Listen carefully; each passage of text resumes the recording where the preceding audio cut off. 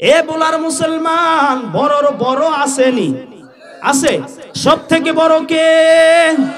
আরো জোরে বলেন, সব থেকে বড় কে? কেউ যদি বলে ক্ষমতার দাপটে আমার থেকে বড় কেউ নাই, এ বড়ওয়ালারা তোমরা কি শিক্ষা গ্রহণ করতে পারো না ইতিহাস থেকে? নমরুদ বলেছিল আমার থেকে বড় কেউ নাই। নমরুদ নবীরে কষ্ট দিছে, আল্লাহ নমরুদরে পতন ঘটাইছে। মূসা নবীরে কষ্ট দিছে ফেরাউন, ফেরাউনের পতন আল্লাহ ঘটাইছে। ও আমার দেশের সাবেক প্রধানমন্ত্রী শেখ হাসিনা, তুমি যদি ওই ইতিহাস থেকে শিক্ষা নিতা, আলেম উলামাদের কথা অনুযায়ী, কুরআন হাদিসের নিয়ম অনুযায়ী দেশ চালাইতা, তাহলে ফেরাউনের মতো তোমারও পতন ঘটতো না। তাহলে সব থেকে বড় কে? তার থেকে বড় আর কেউ আসেনি। দুনিয়ার কোন টাকাওয়ালা ক্ষমতাওয়ালার কথায় তার কোনো বিরোধিতা করা যাবে নি। তার পেয়ারা রাসূল আমার নবী মুহাম্মদুর রাসূলুল্লাহ, ওই নবীর ওয়ারাসাত, ওই নবীর ওয়ারিস সূত্রে বর্তমান সময়ে নবী যাওয়ার পরে যারা এই দায়িত্ব পালন করতেছেন, আল উলামা ওয়ারাসাতুল আম্বিয়া, দুনিয়ার কোন টাকাওয়ালার কথায়, দুনিয়ার কোন সম্পদওয়ালার কথায় এই ওয়ারাসাতুল আম্বিয়াদের উপর নির্যাতন করলে আপনারা বিরোধিতা করবেন নি। কেন বিরোধিতা করবেন? কারণ দুনিয়ার বড় বড় না, তার চেয়ে বড় একজন আছে। তিনি কে?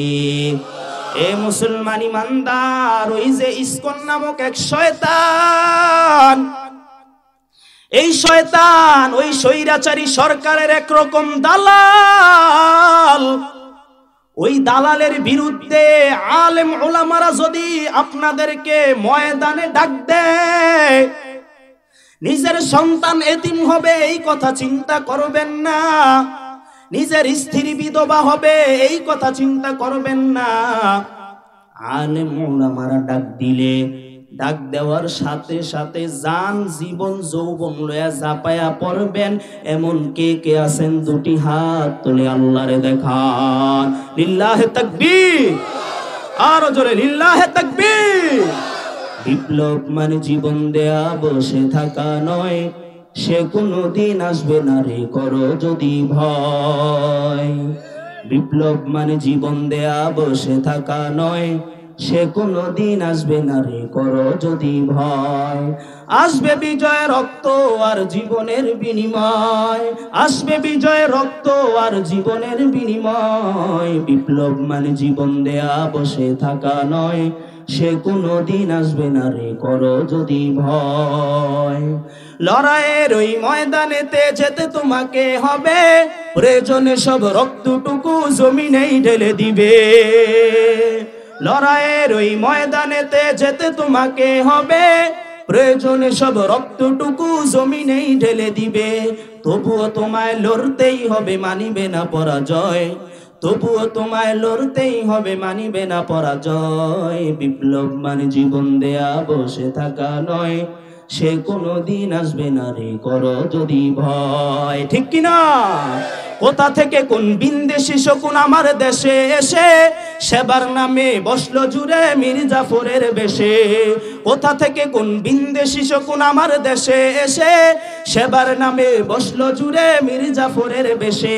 তাদের করতে নাস্তানাবোধ হতে হবে নির্ভয়, তাদের করতে নাস্তানাবোধ হতে হবে নির্ভয়। বিপ্লব মানে জীবন দেয়া বসে থাকা নয়, সে কোনদিন আসবে না রে করো যদি ভয়। জোরে জোরে কথা বলেন ঠিক কিনা?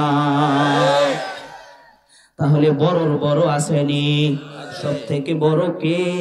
আমার আল্লাহ। ওই আল্লাহর হুকুম মানবে কারা? আল্লাহর গোলাম যারা। আল্লাহ যাদেরকে দুনিয়ায় সব থেকে শ্রেষ্ঠ মাখলুক বানাইছেন, শ্রেষ্ঠ মাখলুক বানায় আল্লাহ ক্ষান্ত হন নাই। শ্রেষ্ঠ মাখলুককে শ্রেষ্ঠ নবী দিছেন, শ্রেষ্ঠ মাখলুককে শ্রেষ্ঠ কিতাব দিছেন। তাহলে এই শ্রেষ্ঠ মাখলুক আল্লাহ যে বলছেন দাম না থাকলে নাকি থাকলে?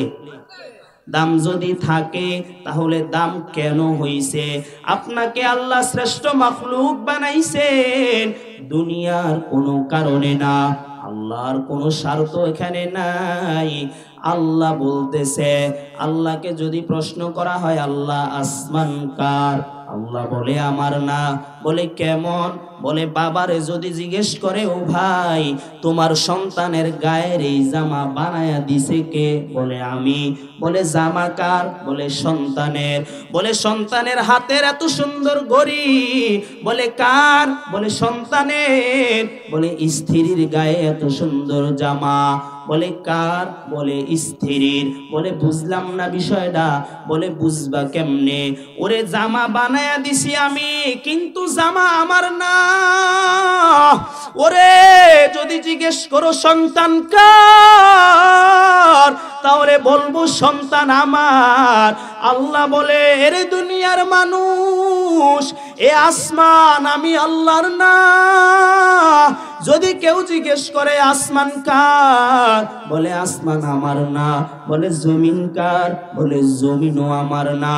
আল্লাহ বলে বান্দা, যদি কেউ জিজ্ঞেস করে বান্দা কার, বলবে বান্দা আমার। বলে বান্দা তোমার মানে? বলে বান্দার জন্যই আসমান, সন্তানের জন্য যেমন জামা, সন্তানের জন্য বাবার সব সম্পদ, কিন্তু এই সম্পদ বাবার না, সন্তান বাবার। দুনিয়া আসমান আল্লাহ নিজে বানাইছেন, কিন্তু নিজের জন্য বানান নাই। জমিন বানাইছেন, নিজের জন্য বানান নাই। বলে বান্দা কেন বানাইছেন? আল্লাহ বলে ওয়ামা খালাকাতুল জিন্না ওয়াল ইনসা ইল্লা লিয়াবুদুন।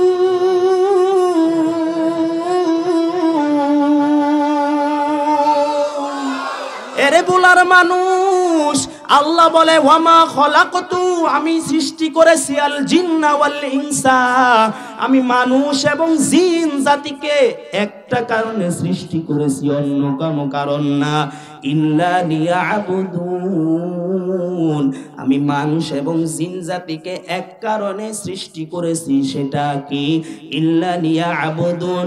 মুফাসসিরিনে কেরামগণ বলেন আল্লাহ মানুষ এবং জিন জাতিকে বানাইছে এক কারণ, অন্য কোনো কারণ না। একমাত্র কারণ মানুষ এবং জিন জাতি আল্লাহর খাইয়া, আল্লাহর পয়রা, আল্লাহরে কোনো ট্যাক্স দিতে হইব না। একমাত্র বান্দা 5 ওয়াক্ত নামাজ পড়বে, হালাল হারাম মেনে চলবে, ইবাদত করবে, কেবলমাত্র এই জন্যই আমি বান্দা বানাইছি। এরে বলার মানুষ, তাহলে বলো আমার আল্লাহ বলে আফা হাসিবেতুম আন্নামা খলাকনাকুম। অনেক মানুষ বলে নামাজ আজকে পড়বো না, কালকে পড়বো, পরশুদিন পড়বো না, তার পরের দিন পড়বো। মুয়াজ্জিন আজান দেয় হাইয়া আলাস সালাহ, গরওয়ালা গরে, বাজারওয়ালা বাজারে। মুয়াজ্জিন বলে আসসালাতু খায়রুম মিনান নাওম। মুয়াজ্জিন বলে ওই যে ঘুম থেকে নামাজ বড় উত্তম। তুমি কেমন যেন মুয়াজ্জিন কে বলো না, না ঘুম থেকে নামাজ উত্তম না, নামাজ থেকে ঘুম উত্তম। আপনারা যদি বলেন হুজুর নাউজুবিল্লাহ, কি বললেন? মিথ্যা বলছি? এরে মুসলমান, এই যে এতগুলো মানুষ, এই মানুষগুলো যদি ফজরের সময় মসজিদে আসতো, তাহলে এলাকায় চোর ডাকাত আর কখনো ঢুকতে পারতো না। বয়ানে উঠার আগে বন্ধুর রুমে বসে রয়েছি, আমার একজন গিয়া বলে হুজুর এলাকার মধ্যে মা বোনেরা পর্দা করে না, স্বামীর কথা শুনে না। আমি বলি রে ভাই, যেই ঘরে স্বামী নামাজ পড়ে ওই ঘরে স্ত্রীও নামাজ পড়বে, যেই ঘরে স্ত্রী নামাজ পড়ে ওই ঘরে স্বামী নামাজ পড়বে। এরে মুসলমান, আপনারা যদি নামাজ পড়েন আপনাদের আহলিয়ারা নামাজ পড়বে। এই পর্দার আলের আমার আম্মা জান, তোমরা কেমন দামি জানো? ওরে তোমাদের গর্ব থেকেই তো বের হয়েছে আমি এমদাদুল্লাহ ইবনে সাইদ, সারা বাংলাদেশ ঘুরে ঘুরে বয়ান করি। বয়স কিন্তু আমার বেশি না, আমি নিজে নিজে মাঝে মাঝে কান্না করি আর আল্লাহর কাছে বলি, আল্লাহ আমার এমনও দিন গেছে আমার মা 1 মাসে মাত্র 200 টাকা খরচ দিছে আমার বাবায়, কিন্তু মাস শেষে মাদ্রাসা বন্ধ হয়েছে, আমি বাড়িতে গিয়ে দেখি আমার মা আমারে বলে, রে বাবা তোর বাবা আমারে 200 টাকা দিয়ে গেছে। ও বাবা যদি বিশ্বাস করো 1 টাকাও আমি মা খাই নাই, তুই সন্তান বাড়িতে আসবি তোরে দিমু। আমার বাবার বেতন 5,000, আমার বেতন ছিল তখন 4,000। এই যে মাসুম বিল্লাহ বন্ধুর সাথে যখন পড়ি ঢাকায় বেতন 4,000, আমার বাবার বেতন 5,000। বাবা আমার বড় দুর্বল, বড় মসজিদে ঢুকতে পারেন না, আজান দিতে বড় কষ্ট হয়, কাজ করতে পারেন না, বয়ান করতে পারেন না, গলায় বড় সমস্যা। এই জন্য গ্রামের ছোট ছোট মসজিদগুলায় বাবা খেদমত করেন। ছোট মসজিদ যেমন ছোট, হাদিয়ার সংখ্যাও ছোট। বাবারে দিত 5,000, আমার বাবা এই 5,000 থেকে 4,000 আমার মাদ্রাসার খরচ দিত। বাড়ি থেকে আসার সময় এবং যাওয়ার সময় আমার 200 টাকা ভাড়া, আমার বাবার আসার আর যাওয়ার 500 টাকা ভাড়া। আমার চাচারা বলতো, ও মিয়া ভাই এত সন্তান, আপনার সন্তানের জন্য এত মায়া। ও মিয়া ভাই এলাকার মানুষগুলো বলতো, আবু সাইদ ভাই আপনার টাকা কিন্তু বৃথা যাবে না, আপনার টাকা বৃথা যাবে না। আমার বাবা এত কষ্ট করে আমারে পড়াইছে। বাড়িতে যখন যাইতাম আমার মায় বলতো, রে সন্তান তুই তো মাদ্রাসায় ওই যে বাহিরের খানা খাইতে পারো না, তোমার বাবা তো তোমারে 4,000 টাকা হুজুরের হাতে দিয়া, সেটা তো পুরাটা বেতন, তোমার হাতে তো টাকা দিতে পারে না। ও বাবা ধরো 100 টাকা তোমার বাবারে বইল না। আমি কান্না করতাম আর বলতাম, মা গো ও মা আমার বাবা তোমারে 200 টাকা দিয়ে গেছে, 1 মাসের তোমার খরচ। ও মা তোমার কি তেল সুনু লাগে না মা? আমার মায় কান্না কইরা আজকেও বয়ানের আগে আমারে ফোন দিয়া বলে, বাবা ও বাবা একটু দোয়া করিস আমার লাইগা। আমি কই, মা গো তুমি আমার লাইগা দোয়া কইরো মা, তুমি মায়ের জন্য আজকে আমি এমদাদ এত বড় বড় মাহফিলে কথা বলি। আমি মাত্র মেসকাতে পড়াশোনা করি, আমি যেই মাদ্রাসায় খেদমত করি আমার মাদ্রাসায় 35টা হুজুর, সবাই হাফেজ মাওলানা মুফতি, আমি শুধু হাফেজ আর মেসকাতে পড়ি। আমার ওই যে মাদ্রাসার মধ্যে সব হুজুররা যখন মিটিং এর মধ্যে বসে, আমি যখন বসি আর কান্না করি আর আল্লাহরে বলি, আল্লাহ আমি এত ছোট একটা মানুষ, তুমি আমার এত বড় জায়গায় বসাও। তো আমার মারে কই, মা গো আমার এলেমও নাই আমল নাই মা, তুমি মা আমার জন্য দোয়া করতেছো, এর একমাত্র প্রবাদ বাংলাদেশের যেই জায়গায় যাই গো মা মানুষ বড় মোহাব্বত করে আর বলে, হুজুর গো বয়ান শুনাইছেন কলিজাটা ঠান্ডা হয়ে গেছে। ও মা এটা আমার ফসল না, আব্দুল কাদের জিলানী ওই যে হিন্দু খ্রিস্টানদেরকে মুসলমান বানাইয়া ঘরে গিয়া বলে, মাগো তুমি জানো নি তোমার পোলার কত দাম? বলে কেমনে? বলে তোমার সন্তানের হাত ধইরা এত এত মানুষ মুসলমান হইছে। মা ডাক দিয়া বলে, রে সন্তান না না এটা তোমার কর্তৃত্ব না রে সন্তান। বলে কেমন করে মা আমি তো বুঝলাম না। বলে এটা আমি মায়ের কর্তৃত্ব। বলে কেমন? বলে আমি মা তোমাকে দুনিয়ায় আসার পর থেকে যত দিন দুধ খাওয়াইছি একটা দিনও আমি মা তোমারে অজু সারা দুধ খাওয়াই না। ওরে মায়ের দোয়া লরে মুমিন মায়ের দোয়া ল, বিপদে পড়িবে না তুমি যখন যেথায় যাও। মায়ের দোয়া লরে মুমিন মায়ের দোয়া লয়। মায়ে যখন দোয়া করে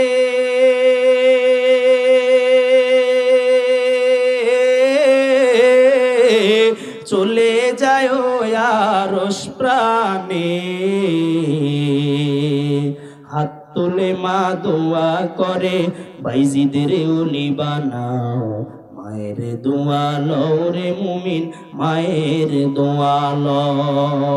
এই জন্য বলি ও পর্দার আড়ালের মা গো, তুমি তো এমন একজন মা, ও মা তোমার ইতিহাস তুমি কাটছো নি, তোমার গর্ব হয়েই তো বের হয়েছে আব্দুল কাদের জিলানী, তোমার গর্ব হয়েই তো বের হয়েছে যুগের শ্রেষ্ঠ হাদিস বিশারদ শাইখুল হাদিস আজিজুল হক রাহমাতুল্লাহি আলাইহি, তোমার গর্ব হয়েই তো বের হয়েছে বাংলার জিন্দা মামুনুল হক। ও মা তোমার কত দাম, তুমি মা স্বামীকে কষ্ট দিও না। ও মা তুমি যদি দেখতা তোমার স্বামী কত কষ্ট করে সারাদিন বাহিরে কাজ করে, ও মা তোমার মুখে একটু হাসি ফুটানোর জন্য জীবনে স্বামীর দিকে আঙ্গুল তুইলা কথা বলতা না, ঠিক নেই? ওরে মা বোনেরা বুঝে না, ও মা তুমি দোয়া কইরো তোমার স্বামীর লাইগা, তোমার স্বামীকে যখন তুমি উগ্র ভাষায় একটু উচ্চ কণ্ঠে কথা বলো, স্বামী হয়তো রাগারাগি করে বাহিরে চলে আসে, কিন্তু মনে রাখো মা, যেই মহিলার স্বামী নাই ওই মহিলার দিকে তুমি তাকাও, এলাকার মানুষেরা ওই মহিলারে কত তুচ্ছ তাচ্ছিল্য করে, কয় বিধবা, স্বামী নাই, ওই যে দেখ বিধবা মাইয়া যায়, স্বামী মরে গেছে, ওই দেখ খাইতে পারে না, আরেক বইতে আয়া করছে, কয়নি? দেখি শরম না শুনাম? এই জন্য বলি ও পর্দার আড়ালের মা, স্বামীর সাথে উগ্র ভাষায় কথা বইল না, নামাজ পড়ো, সন্তানদেরকে ভালো মানুষ বানায়ো। তো কি বলতেছিলাম, ওই যে কথায় ছিলাম, আফা হাসিবাতুম আন্নামা খলাকনাকুম, আল্লাহ বলে রে দুনিয়ার মানুষ, তুমি কি চিন্তা করেছো আমি আল্লাহ তোমারে অযথা বানাইছি? আবার এটাও কি চিন্তা করো তুমি আমি আল্লাহর নিকট ফিরে আসবা না? এ বান্দা, এ আসমান আমি আল্লাহ নিজের জন্য বানাই নাই, এই জমিন আমি আল্লাহ নিজের জন্য বানাই নাই, এই পাহাড় আর এই পর্বত আমি আল্লাহ নিজের জন্য বানাই নাই, এই সব বানাইছি বান্দা তোর জন্য, আর তোরে বানাইছি একমাত্র আমি আল্লাহর জন্য।